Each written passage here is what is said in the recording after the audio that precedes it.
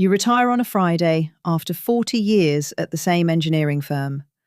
And Monday morning, you're standing in your own kitchen at 6:45 with nowhere you have to be for the first time since Nixon was president.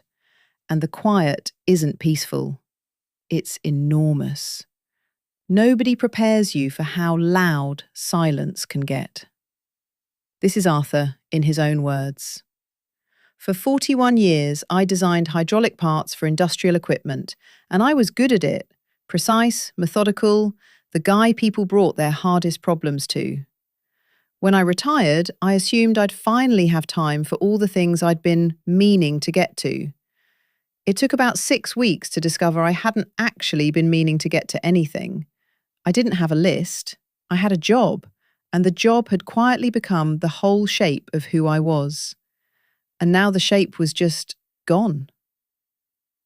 My wife Diane watched me reorganize the garage 3 times in 1 month out of sheer restlessness before she finally slid a community college course catalogue across the breakfast table, open to Introduction to Fine Woodworking. I laughed at her. I told her I design things, I don't make things with my hands. That's a different kind of person entirely. She said, try it for 6 weeks. If you hate it, you can go back to reorganizing the garage a 4th time. I signed up mostly to stop hearing about the garage. I was the oldest person in that classroom by at least 20 years, standing next to community college kids half my age, and I ruined 3 separate pieces of walnut before I made anything that resembled a joint that would actually hold.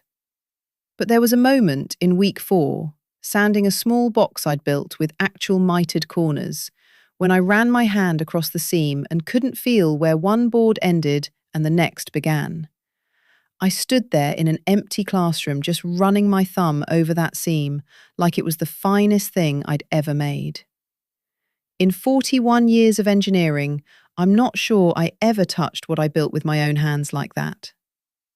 The psychologist Erik Erikson wrote about a stage in later adulthood he called generativity. The need, once you spent decades providing and achieving, to create and contribute in a way that outlasts you.